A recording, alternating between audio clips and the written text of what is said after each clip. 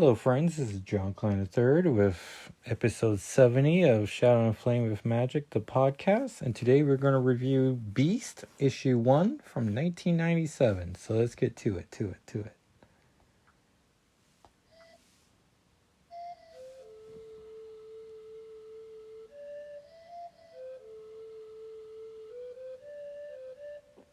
And once again, thank you to Francisco for providing the theme song to the podcast. I appreciate it and you. And so we are reviewing this first comic of two in remembrance of Keith Giffen, who we lost earlier this week.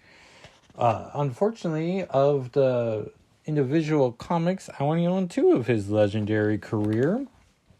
So this is Beast issue 1, came out in May 97. It would have cost you $2.50 or 350 cans. It's Beast. This is back when he was a jolly good fellow. A fun cover where he's bouncing or leaping into his own all new limited series. He's also in the corner box. And then he's holding his own cover. That's holding his own cover, but the artist, Wellington, only drew the cover twice, and then within the smallest version, it's just a blank page, and that's a missed opportunity. At least color it blue. Inside cover ad is for the new mini M&Ms. They have a little story going on as they're trying to get our attention. The Australian outback, where it's not quite as desolate as one would think, and where one solitary and silent man expeditionary begins to stir. And it's Gateway, everyone. He snaps his fingers, and Viper and Spyro come through the portal. Stanley proudly presents the X-Men's Beast in Bad Karma, which is a good point in time to mention that this is essentially a Beast and Karma miniseries, but like the Colossus one-shot, that's essentially Colossus and Megan, but they decided to drop the lady from the title. This is just Beast and Karma hanging out, and Cannonball. But I guess Beast sells more and gets him into, earlier in the alphabet. And this is writer Keith Giffen, penciler Cedric Nocon, inkers Jamie Mendoza and Hacksaw Studios, letters by Richard Starkings and Comic Craft, colors by Marie Javins, separations by Digital Chameleon, editor Jay Gardner, and chief Bob Harris.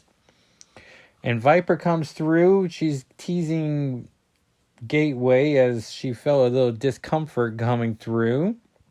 And she's looking great in this comic.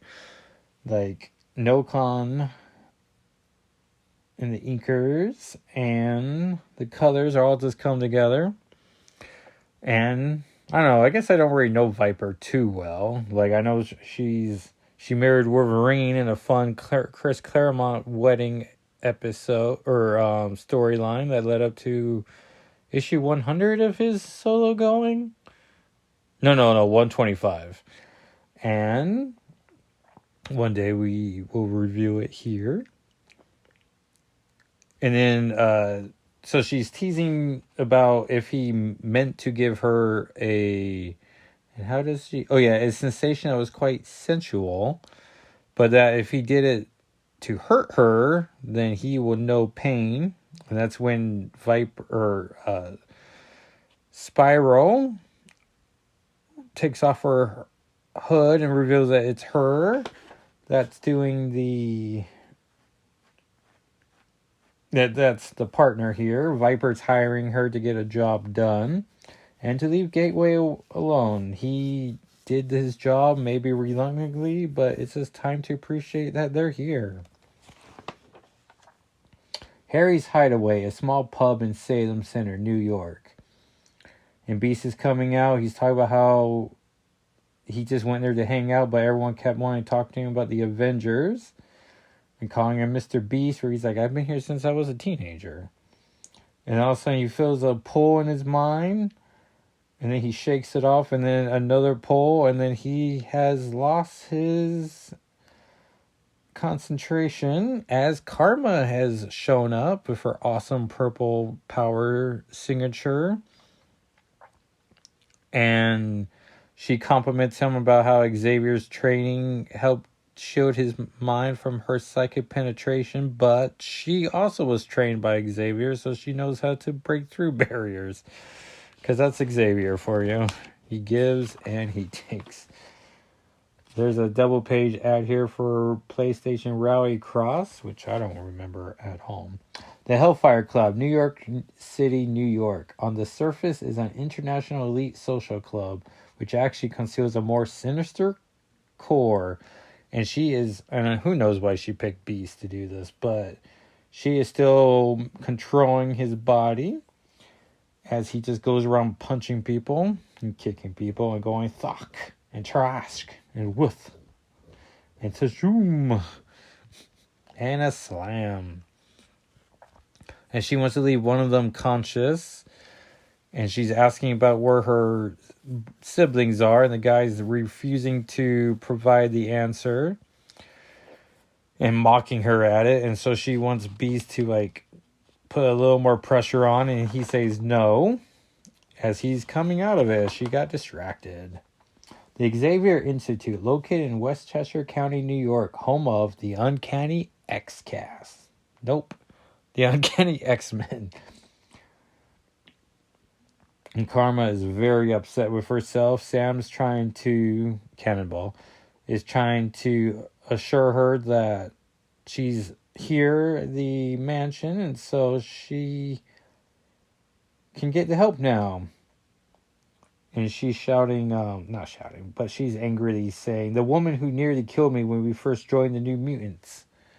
Which I forgot about Viper, but yeah, see New Mutants issues 5 and 6. It must be the editor, no. And Beast says that they hacked through the Hellfire computers and they got no information, which could have been easily done instead of her physical attack. And then Karma gets a sensation that... Paige got stuck there. And so... and Beast tries to get on his high horse, but like, all you had to do was to ask.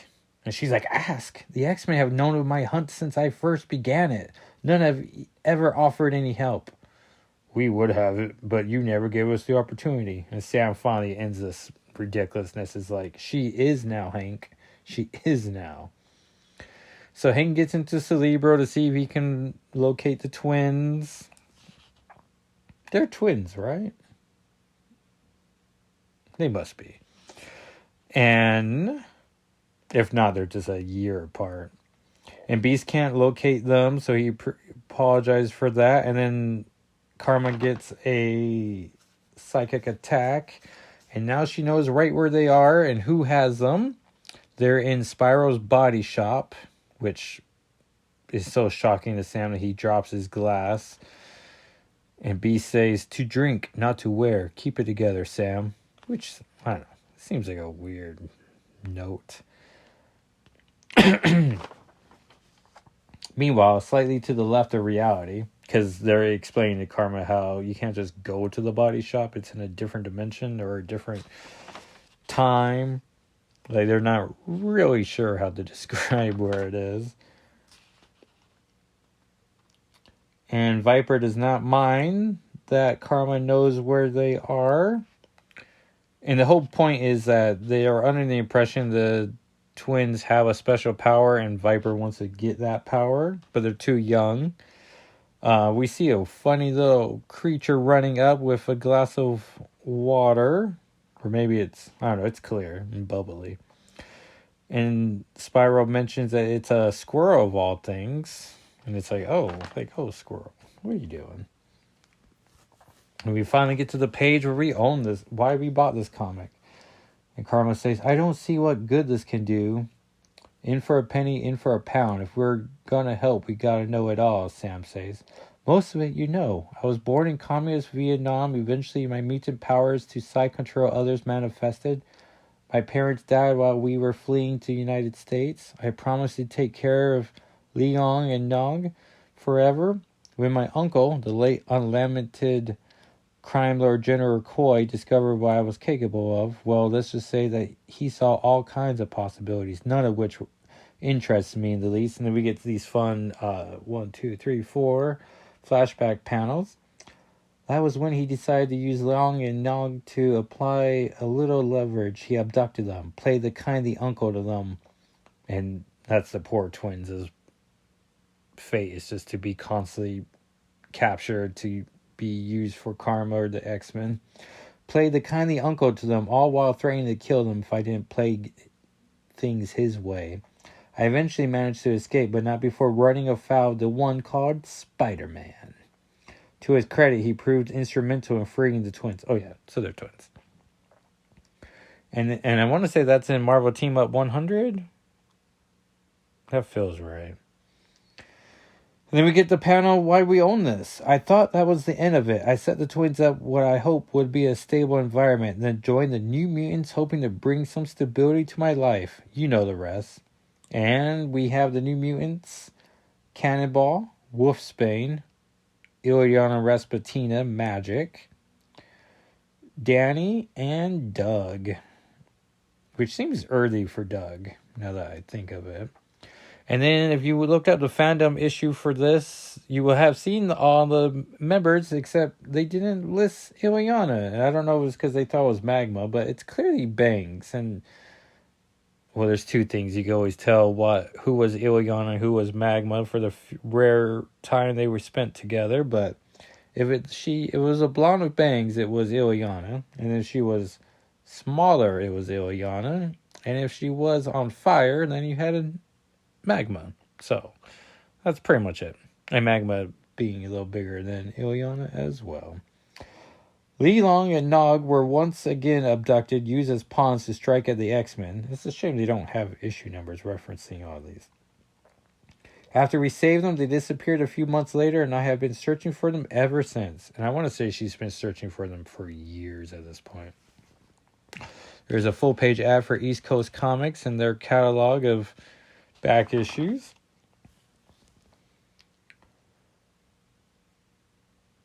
And so Beast tries to assure her. Sam says they're committed to helping Sean find her siblings. And it makes her, just to be heard, makes her sad. And so he starts crying. And we get back to, I keep wanting to say Strife was Spiral, so I'm getting stuck in my head of fancy X-Men villains who have cool hats, and their names start with S, and like 5 letters. 6 letters?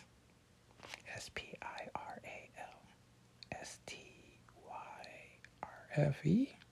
Is that how you spell Strife? It's something. But yeah, 6 letters. If I spelled it correctly. And so she has the twins hooked up to machines as she's getting vitals. Viper's getting excited about the cavalry about to come. There's a 2-page ad here for Sega Saturn that I thought was a Ninja Turtle related, but it's just some guy wearing goggles. Buy 2 Sega Saturn games. Something to scream about. Oh, get 1 free. And I guess it's... Oh. I thought they were trading cards, but no, they're all Sega Saturn, which I didn't have a Saturn, so I didn't recognize the game cases. But Sonic 3D Blast is one of the games. Some baseball games. Or I guess the sports balls games. Anyways, there's a reason why those didn't sell. And so they got a perimeter breach as the fight's coming to them. And I guess of the giant mansion, it's just these 3 at home, coincidentally. And so they go and check to see what it is, and they don't want to go half-cocked, Sam says. We have bullpen bulletins with a spotlight on editorial profile Matt Idelson, editor, crank caller, and savior of mankind. Article about jump at the chance to become a Marvel editorial intern. The Kingpin's back on top. And the checklist for March 19 is Incredible Hulk 453, Iron Man 7. Oh, this is during the Heroes Reborn. So it's Jim Lee, Scott Lobdell, and Wes Perchagio. Thunderbolts 2, one of my favorite titles. Young Franklin Richards is targeted by the Mad Tinker, who's hoping to take advantage of the post-onslaught lack of heroes. Guess he wasn't counting the awesome force of the Thunderbolts by Kurt Busiek and Mark Bagley. What If 97? What if Dr. Doom seized control of post-Camelot England? Let's ask the Black Knight. He'll probably have some pretty definitive answers by James Felder and Leonardo Manco. I don't recognize those names. Peter Parker, Spider-Man 80. The secrets of the mysterious Shock are revealed, including his connections to Hydra by Howard Mackie and John Romita Jr. And as soon as I read Shock, S-H-O-C with dots between them, like, I instantly got the cover in my head. But it's a great run by Mackie and Romita Jr. Essential Wolverine Volume 2. Mind-blowing black and white reprints of Wolverine 24 through 47. Maddening, they didn't just go to 50. A must-have for collectors are those who just want to know Wolverine became the fun-loving powerhouse he is today. Includes work by John Buscema, Klaus Janson, Mark Silvestri, Larry Hama, and Peter David. Interesting, they went artist first. Excalibur 109. So, well, that makes me wish I did Excalibur 105 first, but I went alphabetical. So, Giffen would have wrote Excalibur 105 and then Beast. Excalibur takes on the sexy six-armed Spyro. Oh, she's having a real era.